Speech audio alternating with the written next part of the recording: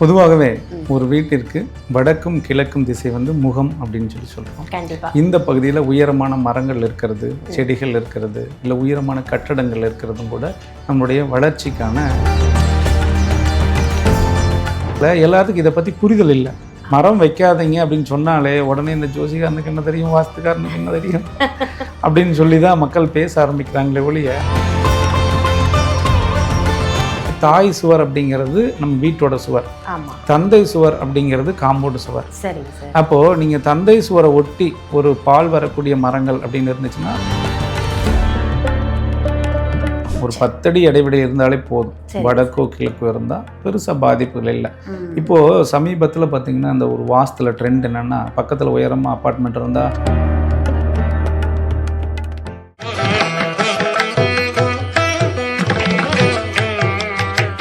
திருவருள் டிவி நேயர்கள் அனைவருக்கும் வணக்கம்.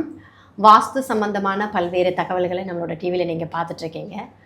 சத்குரு வாஸ்து தங்கதுரை அவர்கள் நிறைய தகவல்கள் தந்துட்டுருக்காங்க. உங்களுடைய வரவேற்புமே ரொம்ப அருமையாக இருக்குது அப்படின்னு சொல்லலாம். அதே நேரத்தில் உங்களுக்குள்ளாக இருக்கும் கேள்விகளையும் நிறைய கேட்டிருக்கீங்க. இன்றைக்கி நிகழ்ச்சியில் நாம் அந்த கேள்விகளுக்கெல்லாம் பதில் தேடும் ஒரு நிகழ்ச்சியாக தான் அமைய போது. வாங்க நிகழ்ச்சிக்கு போகலாம். சார் வணக்கம். குரு வாழ்க, குருவை துணை. மக்கள்கிட்ட நிறைய கேள்வி இருக்குங்க சார். அதில் ஒரு சில கேள்வியை தான் இன்றைக்கி நம்ம நிகழ்ச்சியில் பார்க்க போகிறோம். இந்த பொதுவாகவே நீங்கள் சொல்லியிருந்தீங்க நிகழ்ச்சியில் கூட, இந்த உயரமான மரங்கள்லாம் வந்து நம்ம ஈசானிய மூலைகள் பக்கமாக வடகிழக்கு மக்கள்லாம் வைக்கக்கூடாது அப்படின்னு சொல்லிட்டு உடனே எல்லாருக்கும் மரம் வைக்கலாமா, செடி வைக்கலாமா, வளர்ந்துருக்குமா அப்படின்னு நிறைய கேள்விகள். இப்போ மரங்கள் மட்டும்தான் அந்த வடகிழக்கு மூலையில் உயரமாக இருக்கக்கூடாதா, ஒரு சிலர் வந்து மலைகள் இருக்கலாமா அப்படின்னு கூட கேள்விகள்லாம் எழுப்பியிருப்பாங்க. அதை பற்றின ஒரு விளக்கம் கொடுத்தீங்கன்னா நல்லாயிருக்கும் சார். பொதுவாகவே ஒரு வீட்டிற்கு வடக்கும் கிழக்கும் திசை வந்து முகம் அப்படின்னு சொல்கிறோம். கண்டிப்பா இந்த பகுதியில் உயரமான மரங்கள் இருக்கிறது, செடிகள் இருக்கிறது, இல்லை உயரமான கட்டடங்கள் இருக்கிறதும் கூட நம்மளுடைய வளர்ச்சிக்கான தடையை ஏற்படுத்தும் அப்படிங்கிறது தொடர்ந்து பதிவிட்டு வர்றோம். அப்போது இந்த அதில் எந்த வகையான மரங்கள் எவ்வளவு தூரத்தில் இருந்தால் இது பாதிப்புகளை கொடுக்கும் அப்படிங்கிறதும் கொஞ்சம் நம்ம பார்க்கணும்ல. அந்த வகையில் பொதுவாகவே ஒரு வீட்டிற்கு கிழக்கு பகுதியில், வடகிழக்கு மூலையில் கிழக்கு பகுதியில் வேப்ப மரங்கள் இருந்தால் அந்த வீட்டில் ஆண்கள் பாதிக்கப்படுகிறார்கள், இல்லாட்டி ஆண்களுக்கு உயிரிழப்பில் ஏற்படுது. அந்த மாதிரி வீடுகளில் பார்த்திங்கன்னா பெரும்பாலும் விதவை பெண்கள் அப்படிங்கிறவங்க எல்லா பக்கமே இருக்கிறாங்க. இது கடந்த நம்ம ஒரு 15 ஆண்டுகளாக நம்ம இதை பார்த்துட்டு வந்தது. அதே போல் இப்போது வடக்கு பகுதியில் அதே மரம் இருந்தால் என்ன பாதிப்பை கொடுக்கும்னு பார்த்திங்கன்னா, பெண்களுக்கு ஆரோக்கிய குறைபாடு அப்படிங்கிறத கொடுக்கும். பெண்களுக்கு வரக்கூடிய கணவன் அப்படிங்கிறவங்க பெரிய அளவில் ஒரு வெற்றி அடையிறதில்லை. ஒரு கல்வித்துறையில் வேலை பார்க்குறாங்க, ஆசிரியர் பணியில் இருந்தாலோ அல்லது அரசு துறையில் இருந்தாலோ அல்லது வந்து பார்த்திங்கன்னா பொதுவாக வேறு ஏதாவது கணினித்துறை இந்த மாதிரி துறைகளில் பயணிக்கிறவங்க எல்லாமே இந்த வடக்கு பகுதியில் பெண் வீட்டில் மரங்கள், வேப்ப மரங்கள் இருந்தால் சரியான முன்னேற்றத்தையும் வருமானத்தையும் அவங்களுக்கு கொடுக்கறதில்ல. ஒரு பர்மனெண்ட்டாக ஒரு வேலையிலே இருக்கிறாங்க. அடுத்த கட்டத்தை நோக்கி நகர்வுகள் இருப்பதில்லை. அதனால் முடிஞ்ச அளவுக்கு வீட்டிற்கு ஒரு 50 அடிக்கு உள்ள மரத்தை வைக்காதீங்க. நீங்கள் 50 அடி தாண்டி மரம் தாராளமாக வச்சுக்கலாம். அதனால் எந்த பாதிப்புமே கொடுக்கறதில்லை. அதே போல் தான் பொதுவாகவே இந்த மரங்களுக்குன்னு ஒரு தன்மை இருக்கும். நம்ம பெரியவர்கள்லாம் பார்த்தீங்கன்னா இந்த புங்க மரம், புளிய மரம், போ பேயும்பாங்க. இது ஒரு பாடலாகவே நமக்கு வந்து சிறு வயதில் கேட்டிருப்போம். இது எந்த அளவுக்கு உண்மை அப்படின்னு சொல்லி நீங்கள் ஆய்வு செய்தீங்கன்னா அவர்கள் சொன்னது எல்லாமே இன்னைக்கு 100% உண்மை. ஏன்னா அவங்க வாழ்வியல தான் நமக்கு சொல்லி கொடுத்துருக்காங்க. அப்போ இந்த புங்க மரம் அப்படிங்கிறது நல்லதாக கெட்டதாங்கன்னா நல்ல மரம் தான். அது என்ன பண்ணணும்னா எப்போவுமே குளுமையாக இருக்கும். அந்த குளுமை என்ன பண்ணும் அப்படின்னு பார்த்தீங்கன்னா நமக்கு வந்து ஒரு நல்ல ஒரு உறக்கத்தை கொடுக்கும். ஸோ அதனால தான் இந்த புங்க மரம் அப்படிங்கிறது நம்ம வந்து எப்போவுமே வீட்டுக்காரர்கள் வேண்டாம் அப்படின்னு சொல்கிறதுக்கு காரணம் அதுதான். அப்புறம் புளிய மரம் அப்படின்னு சொல்லி எடுத்துட்டிங்கன்னா, புளிய மரம் அப்படிங்கிறது நம்ம இந்த கார்பன் டை ஆக்சைடு வாயு வெளியிடுது இல்லைங்களா, அது வந்து பொதுவாகவே இந்த நார்மலாக இருக்கக்கூடிய மரங்களும் அதுவும் வெளியேறக்கூடிய வாயு, கெட்ட வாயுக்களை வெளியிடுது. ஸோ அதனால வீட்டுக்கு அருகில் வைக்காதீங்க அப்படின்னு அறிவியல் பூர்வமாகவும் நம்ம ஆன்மீக ரீதியாகவும் நம்ம பெரியோர்கள் நமக்கு சொன்னது தான். இப்போ என்னென்னா நம்ம வீடுகளில் எதுலேயுமே பெரும்பாலும் இந்த மாதிரி பழமையான மரங்கள் எதுவுமே இல்லை. அதனால எல்லாத்துக்கும் இதை பற்றி புரிதல் இல்லை. மரம் வைக்காதீங்க அப்படின்னு சொன்னாலே உடனே இந்த ஜோசிகாரனுக்கு என்ன தெரியும், வாஸ்துக்காரனுக்கு என்ன தெரியும் அப்படின்னு சொல்லி தான் மக்கள் பேச ஆரம்பிக்கிறாங்களே ஒழிய அதில் என்ன புரிதல் இருக்குது அப்படிங்கிறத பார்க்குறதே இல்லை. இப்போ நம்ம முன்னோர்கள் சொன்னதை மறந்துடுறோம். இன்றைக்கி எல்லாம் அப்டேட்டுன்னு சொல்லிட்டு பழசை விட்டுட்டு புதுசுக்கு ஓடுறோம். ஆனால் பேசுகிறது எல்லாமே பழமையை தான் நம்ம பேசிகிட்டு இருக்கோம். அதனால தான் அந்த மரங்கள் அப்படிங்கிறது ஒவ்வொரு மரத்திற்கும் ஒவ்வொரு தன்மை இருக்குது, அதற்கு தகுந்தால் போல வைங்க அப்படிங்கிறோம். ஒரு சிலர் என்ன பண்ணுறாங்கன்னா, இன்றைய காலகட்டத்தில் என்னென்னா இந்த ஜோதிடத்துறையில் ஈசானியத்தில் மூங்கில் மரம் வைங்க வளர்ச்சி கொடுக்கும், அப்புறம் நெல்லி மரத்தை வைங்க வளர்ச்சி கொடுக்கும் அப்படின்னா, அது மரத்துக்கு வளர்ச்சி கொடுக்கும், அங்கே இருக்கிற மனிதர்களுக்கு வளர்ச்சி கொடுக்காது. சரி. இந்த பரிகாரங்கள் அப்படின்னு சொல்லி பார்த்தோம்னா, அந்த பரிகாரத்தில் தான் இந்த மாதிரி நிறைய சொல்லுவாங்க. ஒவ்வொரு செடியை வைங்க, மரத்தை வைங்க, இதெல்லாம் ரொம்ப நல்லா இருக்கணும், தாராளமாக வைங்க, நாங்கள் எதுவுமே சொல்லலையே, நாங்களுமே நிறைய மரங்கள் வைக்க தான் நாங்கள் ஊக்குவிச்சுட்டு இருக்கிறோம். அப்போது இந்த மரங்கள் எங்கே வைக்கணும்னு இருக்குல்ல, எது எது எங்கெங்கே இருக்கணுமோ அங்கே இருந்தால் தான் அதற்கு மதிப்பும் மரியாதையும் உண்டு இல்லையா? மனிதர்களானாலும் அதுதான். அது கண்ணதாசனே அழகாக ஒரு பாட்டிலையும் கூட நமக்கு சொல்லியிருப்பார்ல. அது மாதிரி மரங்கள் இருக்க வேண்டிய இடத்துல இருந்தால் அது மிக சிறந்த ஒரு நல்ல பலனை கொடுக்கும். இது நமக்கு தவறான இடங்கள் இருந்தால் கண்டிப்பாக அது கெடுபலனை தான் கொடுக்கும் அப்படிங்கிறது தான் என்னோட பதிவுகளை நான் பதிவிட்டு வர்றேன். அதே போல தான் பொதுவாகவே நீங்கள் வேறு என்ன மரங்கள் வைக்கலாம் அப்படிங்கிறது கூட நிறையா கேட்டுட்டு தான் இருக்கிறாங்க. அப்போது ஒரு வீடுன்னு இருந்துச்சுன்னா கண்டிப்பாக வைக்கக்கூடிய மரங்கள் அப்படின்னு பார்த்தீங்கன்னா கொய்யா மரம் கண்டிப்பாக வைக்கலாம். வீட்டிற்கு தெற்கு பகுதி மேற்கு பகுதியில் வைங்க. தெற்கு மேற்கில் வீட்டிலிருந்து குறைஞ்சது ஒரு 20லேருந்து ஒரு 30 அடி தள்ளி முருங்கை மரம் வைங்க, பாதிப்பில்லை. அதே மாதிரி நீங்கள் இந்த கொய்யாக்கள்லேயே நிறைய வெரைட்டி வருது, தாராளமாக நீங்கள் வைக்கலாம். மாதுளை அப்படிங்கிறது தாராளமாக வைக்கலாம். அதே போல தான் இந்த பப்பாளி மரம் இருக்கலாமா, அது பால் மரம் தான் கேட்குறாங்க. அது வீட்டிற்கு தெற்கு பகுதியிலையும் மேற்கு பகுதியில் வைக்கலாம். வடக்கு கிழக்கு ஒரு 100 அடி தள்ளி வைங்க. நீங்கள் அதில் 2 விதமாக பார்க்கணும். காம்பவுண்டு சுவரை ஒட்டுன மாதிரி தான் வைக்கக்கூடாதுன்னு சொல்கிறோம். எப்போவுமே தாய் சுவர் அப்படிங்கிறது நம்ம வீட்டோட சுவர், தந்தை சுவர் அப்படிங்கிறது காம்பவுண்டு சுவர். அப்போது நீங்கள் தந்தை சுவரை ஒட்டி ஒரு பால் வரக்கூடிய மரங்கள் அப்படின்னு இருந்துச்சுன்னா தந்தைக்கான வெற்றியை பாதிக்கும், ஆணுக்கான வெற்றியை பாதிக்கும் அப்படிங்கிறோம். அதனால அதுலேருந்து கொஞ்சம் ஒரு 50 அடி தள்ளி வைங்க, தவறேது இல்லை. மரத்தினுடைய நிழல் அப்படிங்கிறது பொதுவாகவே இந்த கோபுர நிழல் ஒன்று, மரத்தினுடைய நிழல் வீட்டு மேலே விழுகக்கூடாதுன்னு சொல்லுவோம். இது எல்லாமே பழங்கால வாஸ்துல நம்மளுடைய முன்னோர்கள் சொன்னதான் சொல்றோம். புதுசாக ஒன்றும் கண்டுபிடிச்சி புதுசாக இதில் ஞானம் பிறந்தல யாருமே ஒன்று சொல்றதுக்கு இந்த உலகத்தில் நம்ம இந்தியாவை பொறுத்தளவுக்கு எதுவுமே இல்லை. ஏன்னா எல்லாமே நம்மளோட எக்ஸ்ட்ரீம் லெவலில் சொல்லிட்டு போயிட்டாங்க. திரும்ப நினைவுபடுத்துறது தான் இப்போ இருக்கிற வாஸ்து நிபுணர்களும் ஜோதிடர்களும் செஞ்சுக்கிட்டு இருக்கோம். அதனால இந்த மரம் அப்படிங்கிறத நிறைய வைங்க. வீட்டிற்கு தெற்கு மேற்கு பகுதியில் வைங்க, கிழக்கும் வடக்கில் தள்ளி வைங்க, தவிர்த்துருங்க. அதே போல் இந்த தென்னை மரம் அப்படிங்கிறதும் ஒரு குழப்பங்கள் இருந்துகிட்ருக்கு. தென்னை மரத்தை பொறுத்தளவுக்கு தோப்புக்குள்ளே வீடு அமைக்கிறத முடிஞ்ச அளவுக்கு தவிர்த்துருங்க அப்படின்னு சொல்லி என்னோட கிளைண்ட்டுகளுக்கு எல்லாத்துக்குமே நான் சொல்லிட்டு வந்துட்டுருக்கேன். இதற்கு என்ன காரணம்னு பார்த்தீங்கன்னா, பொள்ளாச்சி, அதே மாதிரி பெரியகுளம் மாவட்டங்களாகட்டும், தேனி மாவட்டம், அதே போல் கோயம்புத்தூர் மாவட்டம், திருப்பூர் மாவட்டம், இந்த மாதிரி இடங்கள்ல எல்லாம், தருமபுரி மாவட்டங்கள்லாம் அப்படியே இந்த தென்னை அதிகமாக வளரக்கூடிய மாவட்டம், சேலம் மாவட்டம்லாம் பார்த்திங்கன்னா இந்த தோப்புக்குள்ளே வீடு கட்டியிருப்பாங்க. அந்த தோப்புக்குள்ளே வீடு கட்டியிருக்கிறவங்க எல்லாருமே ஒரு தலைமுறை அங்கே வாழ்க்கை வாழ்கிறாங்க. 2ஆம் தலைமுறை என்ன பண்ணுறாங்கன்னா, இந்த பசங்களை வெளியூர் வெளிநாட்டில் போய் செட்டில் ஆகிடுறாங்க. இவங்களும் தாய் தந்தையுமா கூட்டிகிட்டே போயிடுறாங்க கூட, அங்கே யாருமே இருக்கிறது இல்லை. இப்போ அதெல்லாம் பார்த்தீங்கன்னா ஒரு பிக்னிக் ஸ்பாட் மாதிரி ஆயிடுச்சு. அது அந்த இடத்தோட தன்மை. அது என்னன்னா, இந்த மரங்கள் அப்படிங்கிறது ஒரு வீடு சுற்றிலும் மரங்கள் வச்சு உயரமாக மரங்கள் வளரும்போது அந்த வீட்டில் இருக்கக்கூடிய மனநிலையை கொடுக்கறதில்ல. ஏதாவது ஒரு காரணங்களுக்காக நம்ம வெளியூர் வெளிநாடு வெளியேற்றப்படுறோம் நம்ம இயற்கையாகவே. சப்போஸ் அங்கே இருக்கிறவங்களுடைய வாழ்க்கை அப்படின்னு பார்த்தீங்கன்னா பெருசாக முன்னேற்றமா அப்படின்னா பெருசாக முன்னேற்றங்கள் இருக்கிறது இல்லை.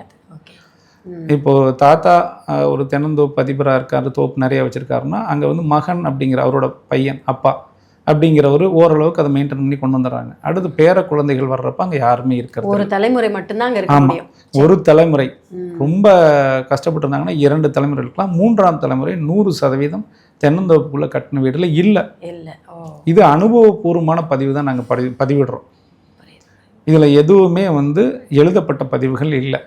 ஏன்னா ஒவ்வொரு அதோடைய அனுபவத்தை தானே புத்தகங்களை வெளியிடுறோம். அதனால இது நடந்துச்சானா 100% நடந்திருக்கு. இதை ஆய்வு செஞ்சு பார்த்துக்கலாம். சரிங்க சார். இப்போ மரங்கள் வந்து நம்ம இங்கே குறிப்பிட்டது போல பழமையான மரங்கள்லாம் இப்போ நாம் யாருமே வளர்க்குறது இல்லை.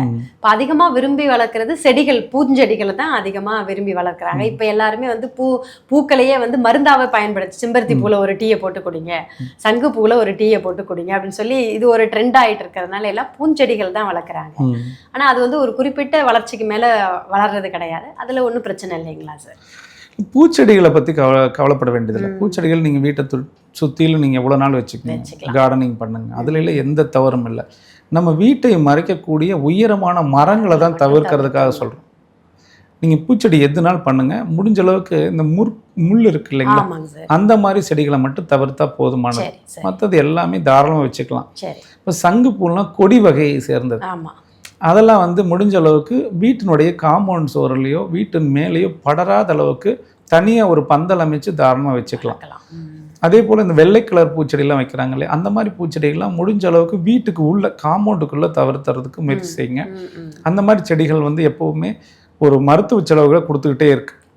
இது எங்களோட ஆய்வில் நாங்கள் உங்களுக்கு தொடர்ந்து இதை பதிவிடுறோம். நீங்களும் நாங்கள் சொல்கிறது உண்மையாக பொய்யான்னு தொடர்ந்து நீங்களும் ஆய்வு செஞ்சு பாருங்கன்னு தான் நமக்கு நேயர்களுக்கு சொல்கிறோம். அவங்க வந்து பார்த்துட்டு பதிவிடலாம் தாராளமாக. நம்ம சொன்னது உண்மையாக பொய்யா, நம்ம ஒரு 100 வீடுகளை பார்க்குறோம், அதில் ஒரு 70 வீடுகள் இந்த பாதிப்பு இருந்துச்சுன்னா தான் நம்ம சொல்கிறோம். புரியுதுங்க சார். மிச்சம் 30 வீடுகளை நம்ம அதை எடுக்க முடியாது, ப்ளஸ் ஆர் மைனஸ் தான். எதுவுமே பெரும்பான்மையா என்ன இருக்கோ அதை தான் நம்ம தகவலாக கொடுக்குறோம். ஆமாம், கண்டிப்பாங்க சார். இப்போ நம்ம உயரமான மரங்களை பற்றி பேசும்பொழுது நேயர்களுடைய கேள்வி அதுவாக தான் இருந்தது. அப்போ உயரமான கட்டிடங்கள், மலைகள்லாம் கூட பக்கத்தில் இருக்கே, அது நம்மளோட வளர்ச்சியை பாதிக்குமா அப்படின்னு? நிச்சயமா. எப்போவுமே இந்த உயரமான கட்டிடங்கள் அப்படிங்கிறது நம்ம வீட்டில இருந்து ஒரு 10 அடி தள்ளி இருந்தால் பெருசாக பாதிக்கிறது இல்லைங்க. 10 அடி தள்ளி? ஆமாம், ஒரு 10 அடி இடைவெளி இருந்தாலே போதும். வடக்கோ கிழக்கோ இருந்தால் பெருசாக பாதிப்புகள் இல்லை. இப்போது சமீபத்தில் பார்த்தீங்கன்னா அந்த ஒரு வாஸ்துல ட்ரெண்ட் என்னென்னா, பக்கத்தில் உயரமாக அப்பார்ட்மெண்ட் இருந்தால் பக்கத்தில் இருக்கிறவங்கிட்ட பாதிக்கும், வடக்கு இருந்தால் பாதிக்கும் அப்படின்னு சொல்லி இது ஒரு ட்ரெண்டிங்காக வாஸ்துல ஒருத்தர் சொல்கிறதேவே திரும்ப பிடிச்சிட்டே சொல்கிறாங்க. அனுபவ ரீதியாக நம்ம பார்க்கணும்ல. இப்போ நீங்கள் சென்னை, பெங்களூர், இது மாதிரி பாம்பே, டெல்லி மாதிரி பெரிய பெரிய நகரங்களுக்கு நம்ம போகிறப்பெல்லாம் பார்த்தீங்கன்னா உயரமான கட்டடங்களுக்கு பக்கத்தில் சின்ன சின்ன கட்டடங்களுக்கு நல்லா தான் இருக்கிறாங்க. உயரமான கட்டடங்கள் இருந்தால் தான் நல்லா இருக்காங்கன்னா அவங்களே நல்லா இல்லை, நிறைய கடனை வச்சுருக்காங்க. அதனால் நீங்கள் வந்து ஒரு கட்டடத்திற்கும் இன்னொரு கட்டடத்திற்கும் இடைவெளி என்பது 100% அவசியம். அதனால தான் அந்த காலத்து வீடுகள்லாம் பார்த்தீங்கன்னா கூரை தண்ணி விழுகிறதுக்கு ஒரு 2 அடி போட்டுட்டு கட்டுங்குமாங்க. நீ ஒரு 2 அடி போடு, நான் ஒரு 2 அடி இடைவெளி விட்டுட்டு நம்ம கட்டணும், வீட்டை ஒட்ட கட்டக்கூடாதுன்னு சொல்லுவாங்க. நம்ம முன்னோர்கள் எல்லாமே சரியாக பண்ணியிருந்தாங்க. இன்றைக்கி யார் பண்ணுறோம்? இன்றைக்கி ஸ்கொயர் ஃபீட்டு 15,000, 20,000, 50,000, 1 லட்சம்னு போயிடுச்சா, பக்கத்து வீட்டு சவுத்தோட தான் நம்ம சவுத்து ஒட்டி கட்டுறோம். அந்த எல்லாம் 2 வீட்டுக்கு சேர்ந்து ஒரே சவுரா இருக்கு. அவங்களுடைய பாதிப்புகளையும் நம்ம வாங்கிக்கிறோம், அவங்களுடைய கஷ்டத்தையும் நம்ம வாங்கிக்கிறோம். ஒட்டி கட்டுறதுனால அவங்களுடைய பணம் நமக்கு வருதான்னா இல்லை, அவங்களுடைய நன்மை ஏற்படுதா, பக்கத்து வீட்டுக்காரங்களுடைய நன்மை நமக்கு வருதான்னா அது கிடையாது. கெட்டதை மட்டும்தான் நம்ம எடுத்துக்குவோமே ஒழிய நன்மைகள் எடுக்கிறதுக்கு 100% வாய்ப்பே இல்லை.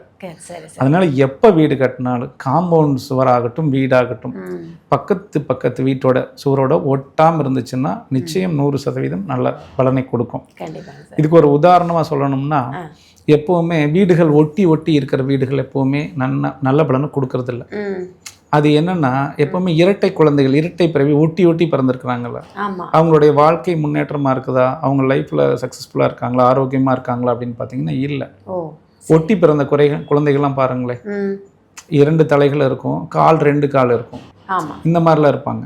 இதே மாதிரி தான் வீடும். எப்போவுமே ஒரு வீடு ஒட்டி இருந்துச்சு அப்படின்னா எப்போவுமே ஆரோக்கிய குறைபாடையுமே பாதிப்புகளை தான் ஏற்படுத்தும். அதனால தனித்தனியாக இண்டிவிஜுவலாக நம்ம கைகால்களோட செயல்படக்கூடிய மனிதராக இருந்தால் தான் நம்ம ஓட முடியும், வெற்றி அடைய முடியும், முன்னேற்றம் அடைய முடியும் அப்படிங்கிறத தொடர்ந்து நம்ம சொல்லிக்கிட்டு வர்றோம். கண்டிப்பாக அதுதான் வாழ்வியலும் உண்மையாக தான் இருக்குது. சரிங்க சார். அப்போ உயரமான கட்டிடங்கள் அப்படிங்கிறது வந்து எத்தனை அடிக்குள்ளாக இருக்கலாம், அது ஒன்று கொடுத்துருக்கோம். ப்ளஸ் வந்து உயரமான மரங்கள், பழமையான மரங்கள்லாம் வந்து எந்த மரங்கள் வைக்கக்கூடாது அப்படிங்கிற தகவல், பூஞ்செடிகளை பற்றின ஒரு தகவல், இதெல்லாம் கொடுத்துருக்கோம் சார். இப்போ அடுத்தபடியாக வீட்டுக்குள்ளேயே இந்த ஆர்டிஃபிஷியல் செடிகள்லாம் வளர்க்குறாங்களா, அது சரியா இல்லையான்னு மட்டும் சொல்லிட்டோம்னா பயனுள்ளதாக இருக்கும். இல்லை, நிச்சயமாக வீட்டுக்குள்ளே தாராளமாக நீங்கள் வளர்த்துக்குங்க. உயரமான செடிகள் வளர்த்தாதீங்க.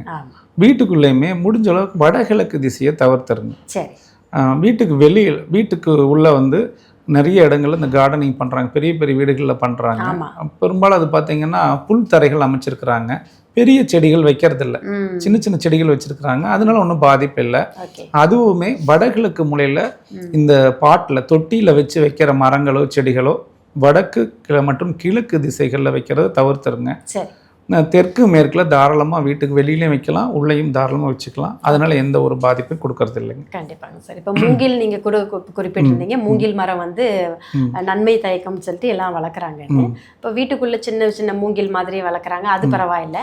ஆனால் நிறைய பேரோட வீடுங்களில் நீங்கள் குறிப்பிட்டது போல் மூங்கில் மரங்களையே நாம் பார்க்க முடியுது சார். அந்த இப்போ முன்னாடி நம்ம பழமையை பற்றி பேசும்போது மூங்கில் அப்படிங்கிறது வந்து நம்ம அந்த இறப்பு தருணத்தில் மட்டும்தான் அந்த வீட்டுக்குள்ளே அந்த மூங்கில்ன்றது வரணும், மற்ற நேரங்களில் வரக்கூடாதுன்னு சொல்லி முன்னோர்கள் சொல்லி நம்ம கேட்டிருக்கோம். அது எப்படி சார் அந்த புரிதல் எடுத்துக்கணும்? நீங்க கேட்ட கேள்வி 100% வாழ்வியல் உண்மை. இதை நம்ம வந்து எப்பவுமே பாசிட்டிவான விஷயங்களை தான் மக்களுக்கு சொல்லணும், நெகட்டிவான வேர்ட்ஸை யூஸ் பண்ணக்கூடாது அப்படிங்கிறதுக்காக தான் இந்த மாதிரி ஒரு விஷயத்த நான் சொல்றது இல்லைங்க. பட்டு நீங்க சொல்றது 100% உண்மை. அதனால தான் நான் மறைமுகமாக மூங்கிலை தவிருங்கள் அப்படிங்கிறோம். புரியுதுங்க சார். பட் மூங்கில் அப்படிங்கிறது அந்த இடத்துல இருக்கிறப்ப நிச்சயமாக இழப்புகளை ஏற்படுத்த தான் செய்யும். எப்பவுமே அந்த வீட்டில் கஷ்டங்களை கொடுத்துக்கிட்டு தான் இருக்கும். ஏன்னா இன்னைக்கு நிறைய புது புது வாஸ்து நிபுணர் பேரில் வந்துட்டாங்க. எல்லாமே என்னென்னு பார்த்தீங்கன்னா இந்த பரிகாரத்தை அடிப்படையாக கொண்டு வாஸ்து சொல்ல ஆரம்பிச்சிட்டாங்க. மரத்தை வைங்க, செடியை வைங்க, தகடு தாயத்தை வைங்க அப்படிங்கிறதெல்லாம் சொல்ல ஆரம்பிச்சிட்டாங்க. பட் அந்த கால வாழ்வியல் முறையை பாருங்கள், அந்த மாதிரி எதுவுமே இல்லைங்க. பழங்காலத்து வீடுகள்லாம் பார்த்தீங்கன்னா அரண்மனைகள்லேயே கூட வெளியில் கார்டனிங் தான் பண்ணியிருந்தான். உயரமான மரங்கள்லாம் பெருசாக எந்த மரமே வைக்கல. அழகுக்குன்னு பார்த்தீங்கன்னா ஃபுல்லாக கார்டனிங் பண்ணியிருப்பான்.